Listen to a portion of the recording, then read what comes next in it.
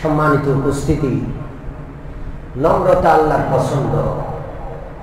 America মহাশক্তি, ওরে সর্বনাশ, প্রায় 100 বছর যাবৎ তাদের শক্তি, এই শক্তির মোকাবেলা করে কেউ পারে না।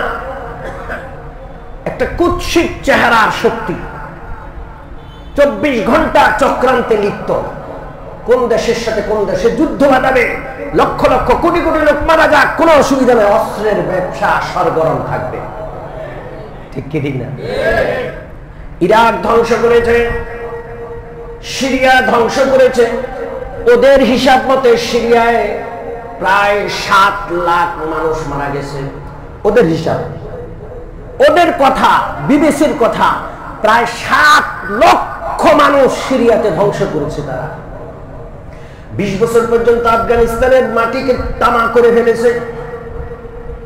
গণতন্ত্র আর মানব অধিকারের ধ্বজাধারী এই দুষ্ট যেখানে হাত দেয় সেখানে আর মানব অধিকার থাকে না, কোনো অধিকারই থাকে না। এই দুষ্টরা কুত্তার অধিকার নিয়েও কিন্তু কাজ করে। এদের মধ্যে কুকুরের অধিকার নিয়ে কাজ করার লোক আছে, শিশু অধিকার, নারী অধিকার, অধিকার এরা শেষ নাই। আর পৃথিবীতে সবচাইতে বেশি আমার মনে হয় এই যাবৎকাল ইতিহাসের সবচাইতে বেশি মানব অধিকার লঙ্ঘন করে মানুষের রক্তে রঞ্জিত তাদের হাত আর তারাই টিকিটি। এবার আল্লাহ ধরেছেন তাদেরকে। কে ধরেছেন? আল্লাহ ধরেছেন। এদের আখেরি টার্গেট ছিল ফিলিস্তিনে কাউকে জিন্দা রাখবে না, ফিলিস্তিনের সশস্ত্র বাহিনীর সাথে মোকাবেলা করো না। বেসামরিক মানুষ এর বাড়ি ঘর সিরিয়াল ধরে এক একটা বাড়ি ধ্বংস করেছে।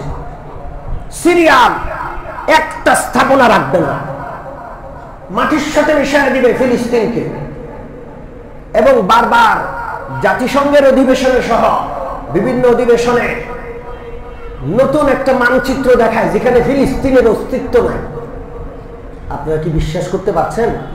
কথা কি সত্য? সত্য। ফিলিস্তিনের অস্তিত্ব নাই। গোটা আরব, খায়বার পর্যন্ত, মক্কার কাছে, ওখান পর্যন্ত ইসরায়েলের বিশাল মানচিত্র তারা প্রকাশ করে। কত বড় সাহস! আর এই দুষ্ট দুইটা চক্র মিলে, ইসরায়েল আর ইউরোপ আমেরিকা মিলে গোটা বিশ্বে যে ধ্বংসযজ্ঞ চালালো, এর প্রতিবাদ করার কেউ নেই। কেউ প্রতিবাদ করতে পারে? কেউ প্রতিবাদ যেন না করতে পারে। 100 বছর আগে থেকে পরিকল্পনা করে জঙ্গি জঙ্গি খেলা খেলছে বিভিন্ন রাষ্ট্রে। কেউ যদি ওদের বিরুদ্ধে কথা বলে, কেউ যদি ইসলামের জিহাদের পক্ষে কথা বলে, ও সহ 14 গোষ্ঠী সহ গুম, হত্যা, রাহাজানি, আয়না ঘর, এই সমস্ত নাটকের মাধ্যমে ওরা শেষ করে দেব। ওর কোনো বিচার নেই। এবার ধরলেন কে? আরো জোরে বলেন। আমরা খুব খুশি উল্লাস করব না, আমরা তোমাদেরও শান্তি চাই, আমরাও শান্তিতে থাকতে চাই। তোমরা মরো এটাও চাই না, আমাদের মারো এটাও চাই না। আমাদের কষ্ট হয়, আমাদের দুঃখ লাগে। ফিলিস্তিনের দেশ যত বড়, ফিলিস্তিনে যতটা বোমা ফেলেছে, আল্লাহ রাব্বুল আলামিন একটা অগ্নিগিরি ছেড়ে দিয়েছেন। ফিলিস্তিনে যত ক্ষতি হয়েছে এর চেয়েও অনেক গুণ বেশি ক্ষতি তাদের হয়ে গেছে। কে করেছেন? জোরে বলেন। একটা মানুষ অহংকারী হলে তারে আল্লাহ ছাড় দেন না, যখন গোটা দেশ অহংকারী। আর অহংকারীরা, সম্মানিত উপস্থিতি, সেই এলাকাতে গিয়ে সব অহংকারীরা, ধনকুবেররা বাড়ি বানায়, বাগান বাড়ি। এক একটা বাড়ির দাম কোটি কোটি ডলার, শত কোটি ডলার, হাজার কোটি ডলার বাড়ি। সব অহংকারীরা এক জায়গায় যখন একত্র হয়েছে, পৃথিবীর ইতিহাসে এই রকমের অগ্নি উৎপাতের ঘটনা আর নাই। অগ্নিগিরি উঠে পাহাড়ে, জঙ্গলে, বিভিন্ন জায়গায়, গোটা লোকালয়ে। শুধু আগ্নেয়গিরি না, বরং অগ্নিঝড়, অগ্নি তুফান, অগ্নি সাইক্লোন। ওরে সর্বনাশ, এটা পৃথিবীর মানুষ আর দেখে না। যতটা ঘটছে এর 10 ভাগের 1 ভাগও দেখানো হয় না, প্রচার করা হয় না, ঠিক কি ঠিক না? এগুলো সব কার আযাব? শুনে বলেন কার? আল্লাহর আযাব। মুসলিম যখন অক্ষম হয়ে যায়, মুসলিম যখন আর কিছু করতে পারে না, তখন মুসলিমের পক্ষ নিয়ে সরাসরি কে কাজ করেন? জোরে বলেন আল্লাহ।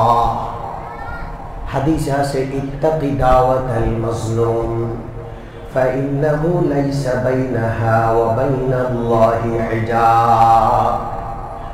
মজলুমের বদদোয়া থেকে নিজেকে বাঁচাও, কারণ মজলুমের মধ্যে আর আল্লাহর মধ্যে কোনো পর্দা নাই। মজলুমের সাথে সরাসরি সম্পর্ক কার? লক্ষ লক্ষ মজলুম, কোটি কোটি মজলুমের আহাজারিতে আকাশ বাতাস ভেদ করে ওই আহাজারি আল্লাহর কাছে পৌঁছেছে, আর আল্লাহ মাটির ভিতর থেকে আগুন উঠাচ্ছেন। আমার মনে হয় 10-20টা পারমাণবিক অস্ত্র ছেড়েও এই পরিমাণ ক্ষতি করতে পারত না। আল্লাহর এক নির্দেশে যে ক্ষতি হচ্ছে। ফিলিস্তিনি মুসলিমদেরকে বিল্ডিং, বাড়ি, ঘর, স্বপ্নের সমস্ত কিছু ধ্বংস করে পথে নামায় দিছ, উদ্বাস্তু বানিয়েছ, রাস্তায় দাঁড়ায়া ত্রাণ নিচ্ছে কোটি কোটি। তোমরা দেখে মিষ্টি মিষ্টি হাসো। সারা বিশ্বের মুসলমান পথে নেমেছে, প্রতিবাদ করেছে, কানে পানি যায় নাই। এখন সেই আল্লাহ তোমাদের কোটিপতিদেরকে রাস্তার ফকির বানাচ্ছেন, ঠিক ঠিক না? একই অবস্থা, বরং ফিলিস্তিনের চেয়েও মারাত্মক। ফিলিস্তিনে তো গত 13-14 মাস যাবৎ আক্রমণ হচ্ছে। তারা দেখতে পাচ্ছে এই বিল্ডিং এর পরে এটা ভাঙবে, তারা বের হয়ে চলে গেছে। কিন্তু ওরা বের হওয়ারও জায়গা পাচ্ছে না। ওদের দামি দামি গাড়ি, বাড়ি, ফার্নিচার চোখের পলকে আগুন এসে পোড়ায়া দিচ্ছে। এই আযাবের মধ্যে আল্লাহ আর এক আযাব দিলেন, ডাকাতি। ওগুলোর চরিত্র যে কত নষ্ট! আল্লাহু আকবার। পৃথিবীর সবচেয়ে নিকৃষ্ট জাতি আমেরিকার জাতি। ওরা ওদের সরকারকে কখনো বাধা দেয় নাই। দেশের জনগণেরও দায়িত্ব আছে না নাই? জোরে বলেন। ইহুদি লবি গোটা আমেরিকার রাষ্ট্র কিভাবে চলবে, বৈশ্বিক ব্যবস্থাপনা নীতি কি হবে, সব কয়েকজন ইহুদি ঠিক করে দেয়। সেটা অনুযায়ী রাষ্ট্রটা শতাব্দী কাল ব্যাপী মুসলিম নিধন, মুসলমানদেরকে শেষ করা, এক দেশের সাথে আরেক দেশের যুদ্ধ লাগানো, এই নীতিতে তারা চলছে। শুধু আমেরিকার লোকগুলো সুখে আছে, বাস তারা এতেই সন্তুষ্ট। গোটা দুনিয়া জাহান্নামে যায়, ওদের কোনো অসুবিধা নাই। ওদের সিলেবাসে ওদেরকে পড়ানো হয় পৃথিবীতে মানুষ মাত্র তারা, গরু ছাগল অন্য প্রাণীর মতো।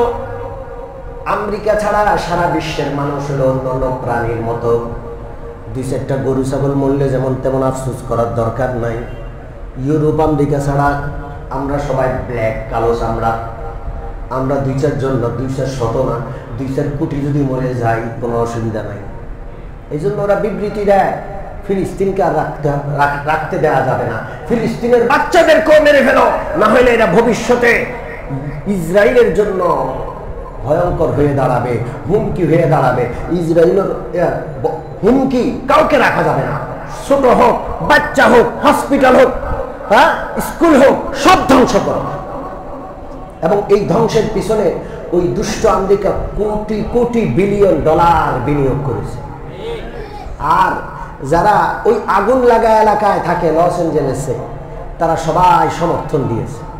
হলিউডের বড় বড় নায়ক, গায়ক, তারকা, নায়িকারা সারা জীবনের উপার্জিত সম্পদ দিয়ে বালাখানা তৈরি করেছে দুনিয়াতে। সব বালাখানা ছাই করে ফেললেন মোহর থেকে। আমরা তো নম্রতাকে পছন্দ করি, আমরা তো এমন আল্লাহওয়ালাদের অনুসারী যারা মানুষের খেদমত করে, যারা নম্রতা অবলম্বন করে, অহংকার করে না, অহংকার পছন্দ করে না। বিশ্বনবী রাহমাতুল্লিল আলামিন বলেন, অহংকার এত খারাপ জিনিস, যার অন্তরে এক দানা পরিমাণ অহংকার আছে সে আল্লাহর জান্নাতে যাবে না। অন্তরে এক দানা পরিমাণ অহংকার থাকলে সে আল্লাহর জান্নাতে যাবে না। এই জন্য আমাদের আল্লাহওয়ালারা অহংকার দূর করার জন্য গোপনে মানুষের খেদমত করতেন। গভীর রাতে উঠে আল্লাহওয়ালারা জনসাধারণের টয়লেট পরিষ্কার করতেন। নিজের চোখে দেখছি। হযরত শামসুল হক ফরিদপুরি রহমতুল্লাহ আলাইহির জীবনী পড়েন, গভীর রাতে উঠে মুখ বাঁধতেন গামছা দিয়ে, কেউ যেন না চিনে। এরপরে মাদ্রাসার মসজিদের বাথরুম পরিষ্কার করতেন। দিনের বেলায় মানুষ হুজুর হুজুর করে, একটু অহংকার নিজন্যে যায়, রাতের বেলায় উঠে বাথরুম পরিষ্কার করতেন, এই অহংকার থেকে দিলকে সাফ পবিত্র করার জন্য।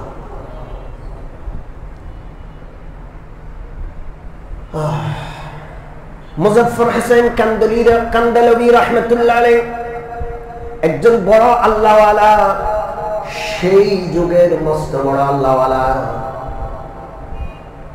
ওনার সাথে দেখা করার জন্য সেই সময়কার রাজা বাদশাহরা পর্যন্ত আসতো।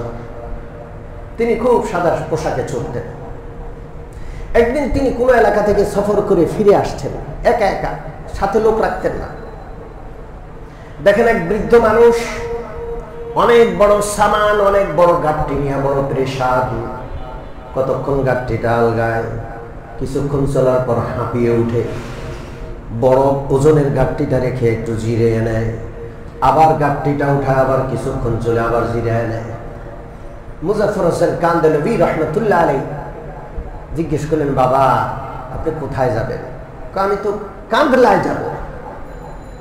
তো আমি তো সেদিকে যাচ্ছি, আপনি যদি অনুমতি দেন, আপনার অনেক কষ্ট হচ্ছে, আপনার এই বড় ওজনী গাড়িটা আমি বহন করি। লোকটা হেসে দিল, বলল যে অনেক উপকার হবে, আমি আর পারছি না, আমার অনেক কষ্ট হচ্ছে, আপনার জন্য অনেক দোয়া করব। মুজাফফর হোসেন কান্দালভি রাহমাতুল্লাহ আলাইহি তার গাড়িটা পিঠে উঠায়া রাস্তায় চলছেন, আর জিজ্ঞেস করছেন, আপনি কান্দলায় কোথায় যাবেন? আপনার আত্মীয় স্বজন থাকে? কয় না, কেউ থাকে না। কেন যাবেন? ওখানে একজন মাওলানা আছে, বড় মাওলানা মুজাফফর হোসেন নামে, আমি তার সাথে সাক্ষাৎ করার জন্য আসছি। তিনি নিজের পরিচয় দিচ্ছেন না, ও নিজে নিজে বলছে উনি নাকি অনেক বড় আলেম, অনেক বড় আল্লাহওয়ালা। তো মুজাফফর হোসেন কান্দালভি রাহমাতুল্লাহ আলাইহি জবাব দিচ্ছেন, হ্যাঁ নামাজ তো পড়ে, নামাজ পড়লে আর কিছু বলে না। কি বলে? হ্যাঁ নামাজটা তো পড়ে। লোকটা চলছে চলছে, যখন কান্দলায় পৌঁছলো, কান্দলার লোকেরা যখন দেখলো আমাদের এত বড় আল্লাহওয়ালা মুরব্বী, তিনি মাথায় গাঁটটি নিয়ে আসছে, সবাই দৌড়ে আসলো, কেউ তার হাত ধরে, কেউ মাথা থেকে গাঁটটি দেয়। বুড়া লোকজনকে জিজ্ঞেস করে এই লোকটাকে, ইনি তো মুজাফফর হোসেন কান্দালভি। এই বুড়া মানুষটা লজ্জিত হলো, সাথে সাথে পা জড়ায়া ধরলো যে আমি বড় অন্যায় করেছি, আমাকে মাফ করে দেন। হযরত মাওলানা মুজাফফর হোসেন কান্দালভি রাহমাতুল্লাহ আলাইহি তাকে বুকে জড়িয়ে নিলেন আর বললেন, আপনি কোনো অন্যায় করেন নাই, আমি আপনার উপকার করেছি, আপনি আমাকে সুযোগ দিয়েছেন, এই জন্য আপনাকে ধন্যবাদ জানাচ্ছি। আল্লাহ এই হলেন আল্লাহওয়ালারা। আমরা তো তাদের অনুসারী। মুসলমান অহংকারী হয় না, আলহামদুলিল্লাহ বলেন। আজকে অহংকারের ফল দেখেন। দারুল উলুম দেওবন্দের প্রথম ছাত্র শাইখুল হিন্দ মাহমুদ হাসান দেওবন্দি রাহমাতুল্লাহ আলাইহি মুসলিম আল্লাহওয়ালা, এত বড় বীর পুরুষ, যার আন্দোলনে এই ভারতবর্ষ থেকে ইংরেজরা লেজ গুটায়া পালাইছে, এমন একজন ব্যক্তি, দারুল উলুম দেওবন্দের প্রথম ছাত্র, এমন গড়ে উঠলেন তিনি, আর এমন একটা বাহিনী গড়লেন। তার ছাত্র হুসাইন আহমদ মাদানী, তার ছাত্র আশরাফ আলী থানভী, এই রকমের আসমানের চাঁদ সেতারাওয়ালা এত বড় ব্যক্তিত্ব, তার ছাত্রের বিশাল দল। তিনি খুব সাদাসিধা চলতেন। একদিন কোন এক আল্লাহওয়ালা দেওবন্দে আসলেন, কোন এক বৃদ্ধ মানুষ শাইখুল হিন্দ মাহমুদ হাসান দেওবন্দির সাথে সাক্ষাৎ করার জন্য বহু দূর থেকে সফর করে আসলেন। মাহমুদ হাসান দেওবন্দির ঘর বাড়ি তিনি চিনেন না। দেওবন্দে আসার পর তিনি ক্লান্ত হয়ে পড়লেন। পথের ধারে একটা মসজিদ, সেই মসজিদে তিনি কিছুক্ষণ বিশ্রাম নিলেন। বিশ্রাম নেওয়ার পর চিন্তা করলেন এখন একটু গোসল করে নেই, একবারে ফ্রেশ হইয়া মাহমুদ হাসান দেওবন্দির বাড়িতে যাব, দেখা করব। তো তিনি গোসলখানায় তালাশ করছেন। আমাদের দেশে মসজিদের সাথে শুধু বাথরুম থাকে, ইন্ডিয়ায় গরম বেশি পড়ে, এই জন্য মসজিদের সাথে গোসলখানাও থাকে, অনেক গোসলখানা থাকে। এত গরম পড়ে অনেকে আইসা 5 ওয়াক্ত নামাজের আগে আমরা যেমন ওযু করি এমন গোসল করে তারা। এই জন্য মসজিদের পাশাপাশি অসংখ্য গোসলখানা। সেই যুগে সাপ্লাই পানির ব্যবস্থা ছিল না। এখন এই মেহমান মসজিদে বসে তাকাচ্ছে, কাউরে পাওয়া যায়নি। দেখে যে দূরে এক লোক সাধারণ পোশাকে বসে আছে, তো তাকে মসজিদের খাদেম মনে করে ডাক দিয়েছে, এদিকে আসো ভাই। তিনি ছিলেন শাইখুল হিন্দ মাহমুদ হাসান দেওবন্দি রাহমাতুল্লাহ। কাছে আসলেন, জিজ্ঞেস করলেন কি খবর? আমি একটু গোসল করব, যদি কূপ থেকে মটকায় করে পানি এনে দাও তোমার টাকা দিব, বকশিস দিব। পারবা? মাহমুদ হাসান দেওবন্দি বলেন অবশ্যই পারবো। কলসে করে মটকায় করে কাঁধে করে দূর থেকে কূপের পানি এনে বালতি পুরাইয়া দিছে। বুড়া গোসল করছে, গোসল করে কয় তুমি যাও না, আমি শাইখুল হিন্দের বাড়িতে যাবো, আমারে পৌঁছায় দিবা, তারপরে তোমার বকশিস দিব। কথা কি বুঝতে পারছেন? শাইখুল হিন্দ মাহমুদ হাসান দেওবন্দি রাহমাতুল্লাহ আলাইহি তাকে সাথে করে নিয়ে চলছেন নিজের বাড়িতে। বাড়ির সামনে গিয়ে জিজ্ঞেস করে আপনি জানি কোথায় যাবেন, কার কাছে যাবেন? তোমার না বলছি, বারবারই তো বললাম শাইখুল হিন্দের কাছে যাব, তার সাথে দেখা করব। তো তিনি বললেন দেখেন কিছু মনে করেন না, মানুষ আমার শাইখুল হিন্দ বলে, মানুষ আমাকে কি বলে? শাইখুল হিন্দ বলে। তো সে বিশ্বাস করে না, তুমি আমার সাথে মজাক করো, আমার সাথে ঠাট্টা করছো। শাইখুল হিন্দ রাহমাতুল্লাহ আলাইহি বললেন যে না, ঠাট্টা করছি, আমার নাম মাহমুদ হাসান, মানুষ আমাকে শাইখুল হিন্দ বলে। ইতিমধ্যে হযরত শাইখুল হিন্দ নিজের ঘরের সামনে দাঁড়ানো, মানুষজন জমা হয়ে গেছে। লোকটা দেখলো যে কথা তো সত্যই, এতক্ষণ পর্যন্ত মসজিদের খাদেম মনে করে গোসলের পানি টানাইছে, কাঁধে করে মটকায় করে কলসিতে করে মাটির কলসিতে করে পানি আনছে। এই লোকটাই শাইখুল হিন্দ। পা জড়ায়া ধরছে, হুজুর আমাকে মাফ করে দেন। হুজুর বললেন তুমি কেন মাফ চাচ্ছ? মাফ করার কিছু নাই, তুমি তো আমারই মেহমান, আমার কাছে আসছো না? হ্যাঁ। আমি তোমার খেদমত করছি, কি করলাম এমন? আল্লাহু আকবার। আজকে তিনি ইন্তেকাল করছেন, 100 বছরের বেশি হয়ে গেছে। ভারতবর্ষের এমন কোন মুসলমান নাই যে এই ভারতবর্ষের ইতিহাস জানে যিনি শাইখুল হিন্দ মাহমুদ হাসানকে চিনে না। এই দেশে বুখারী পড়ানো হয়, মুসলিম পড়ানো হয়, সিয়াসিত্তার হাদিস পড়ানো হয়, এমন কোন সনদ নাই, সূত্র নাই যেই সূত্রে শাইখুল হিন্দ মাহমুদ হাসান দেওবন্দির নাম নাই। নম্রতাকে আল্লাহ পছন্দ করেন। অহংকার যে করবে, সে ব্যক্তি হোক, সে পরিবার হোক, সে কোনো দল হোক, সে কোনো রাষ্ট্র হোক, গোটা রাষ্ট্র, গোটা দল, এমনকি গোটা বিশ্ব যদি অহংকার করে, আল্লাহ গোটা বিশ্বকে ধ্বংস করে দিবেন। সম্মানিত উপস্থিতি, আমরা ইহুদি খ্রিস্টানদেরকে যারা আল্লাহর আযাব গজবে আক্রান্ত হয়ে পেরেশান অবস্থায় ঘুরছে এবং নিজেদের এই অসহায়ত্বকে ঢাকার চেষ্টা করছে, পৃথিবীর মানুষ যেন খুব বেশি জানতে না পারে, ঢাকার চেষ্টা করছে, ওদের অসহায়ত্বগুলো তুলে ধরছে না, ঢেকে রাখছে ওরা। আমরা তাদেরকে বলবো তোমরা তওবা করো, ফিরে আসো। ঠিক কি ঠিক না? লাআল্লাহুম ইয়ারজিউন। আল্লাহ বলছেন জলে স্থলে আমি আযাব পাঠাই। যাহারাল ফাসাদু ফিল বাররি ওয়াল বাহরি বিমা কাসাবাত আইদিন নাস। আল্লাহ রাব্বুল আলামিন বলেন জলে স্থলে আমি বিভিন্ন ফাসাদ, বিশৃঙ্খলা সৃষ্টি করে দেই, আযাব পাঠায় দেই। এগুলো সব মানুষের হাতের কামাই। কার কামাই? জোরে বলেন। হাতের কামাই। ওরা হাতে কামাইছে। বিশ্বাস করেন ফিলিস্তিনে আক্রমণ হওয়ার পরে সারা বিশ্ব মুসলমান, অন্যান্য ধর্মাবলম্বীরাও হাহাকার করে উঠছে। ঠিক কি?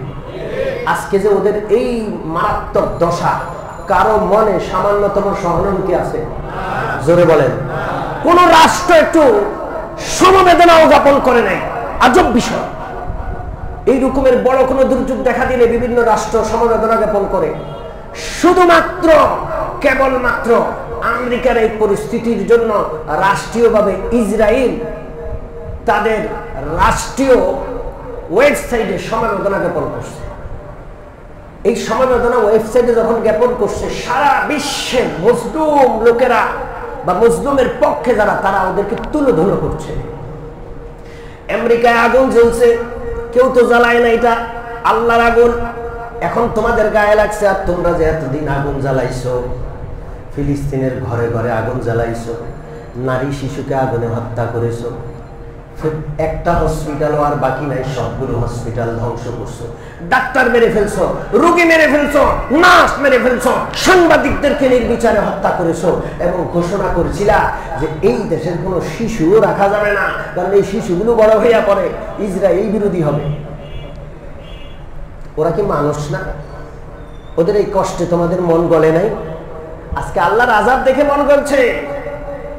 সম্মানিত উপস্থিতি, আমরা তাদেরকে তওবার আহ্বান জানাই, এবং আমরা যারা আছি আমরা যেন শিক্ষা গ্রহণ করি, অহংকারী না হই। রাজি আছি?